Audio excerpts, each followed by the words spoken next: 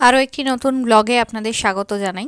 Air ফ্রায়ারে একটুখানি আলু ভাজা করে নিয়েছি। আজকে অষ্টমী, যেহেতু দুপুরবেলা লুচি টাইপের জিনিস খাওয়া হবে, ওই কারণে সকালবেলা এখন একটু মুড়ি আর আলু ভাজা করা হবে। তো খাওয়া দাওয়া হয়ে গেছে, এখানে বসে গেছে আলু সেদ্ধ আর দুধ জাল দেওয়া হচ্ছে। আজকে হবে হচ্ছে সিমুয়ের পায়েস, আলুর দম, আর তার সঙ্গে হচ্ছে ডালপুরি না সরি রাধা বল্লভী। তো তারই প্রিপারেশন চলছে। এখানে দুধটাকে আগে ফুটিয়ে নেওয়া হচ্ছে, তারপর এর মধ্যে সিমুইটা হালকা করে ভেজে যেরকম অ্যাজ ইউজুয়াল দেওয়া হয় সেরকম দেওয়া হবে। এখানে একটু ঠান্ডা দুধ তুলে রাখা হয়েছে। এটা কি রান্নার কাজে লাগবে বললো আমি জানি না। এখানে আছে হচ্ছে ওই বাটা কিছুটা মশলা, আর এইখানে আছে হচ্ছে সিমুই। এই সিমুইগুলো নতুন এসছে, বেশ ভালো খেতে। তো এর আগে একবার এনেছিলাম, সেই কারণে বেশ ভালো লেগেছিলো বলে আবার নিয়ে আসা হয়েছে। বেশি দাম না, 15 টাকা না 20 টাকা করে প্যাকেট নেয়, কিন্তু বেশ ভালো খেতে। মানে দুটো মানে অনেকটা হয়, তো সেই কারণেই এটা করা হয়েছে। তো এই যেটা দুধ রাখা হয়েছিল ওটার মধ্যে একটুখানি গুঁড়ো দুধ দিয়ে এতে দিয়ে দেওয়া হচ্ছে আর কি, এতে টেস্টটা খুব ভালো হয়। আলু এখানে সেদ্ধ হয়ে গেছে, এখানে আলুর মশলা কষানো হচ্ছে। আলুর মশলা কষানো হয়ে গেলে এবার আলুটা দিয়ে দেওয়া হবে। এটা আজকে ইমনের দায়িত্ব পুরোটাই, ডিপার্টমেন্ট। আমি খালি হেল্পারের কাজ করছি আর কি, রান্না ওই করছে। তো আলুর দমটা ওই একটা চটপটা টাইপের আলুর দম করে, আচারি আলুর দমের মতো। তো এটা খুব সুন্দর খেতে হয়, এটাই আজকে হচ্ছে আর কি। তো এদিকে হচ্ছে সিমুয়ের পায়েস রেডি হয়ে গেছে, একদম সুন্দরভাবে গাঢ় গাঢ় টাইপের। আমার আবার একটু পাতলা সিমুয়ের পায়েস ভালো লাগে, তো এটাই এখন খাওয়া হবে। দেখা যাক। আচ্ছা, গরম জল করে এখানে হচ্ছে এখন ময়দাটা মেখে নেওয়া হচ্ছে। এখানে আলুর দম রেডি হয়ে গেছে, একদম চটপটি আলুর দম। দেখতেই পাচ্ছেন খুব সুন্দর দেখতে, শুধু না খেতেও খুব ভালো হয়েছে। একটা আলু টেস্ট করে দেখলাম, দারুণ খেতে হয়েছে। এবারে এখানে হচ্ছে নিয়ে নেওয়া হয়েছে বাকি এটা যেটা দরকার।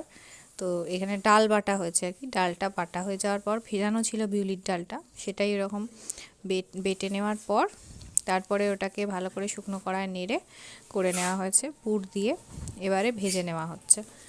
ইমন বেলে আর পুর ভরে দিয়েছে, আমিও কিছুটা পুর ভরতে সাহায্য করেছি, তবে বেলতে তো আমি পারি না, যে কারণে ওই বেলে বেলে দিচ্ছে।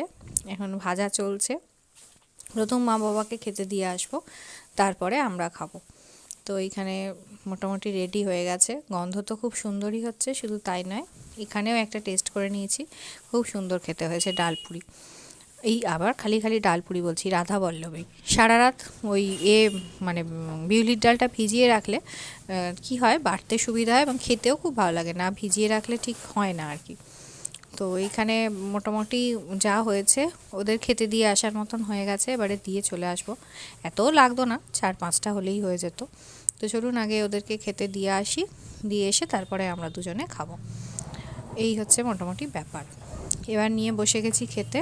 এই যে এখানে হচ্ছে রাধা বল্লভী আর চটপটা আলুর দম, দারুণ দারুণ দারুণ খেতে হয়েছে।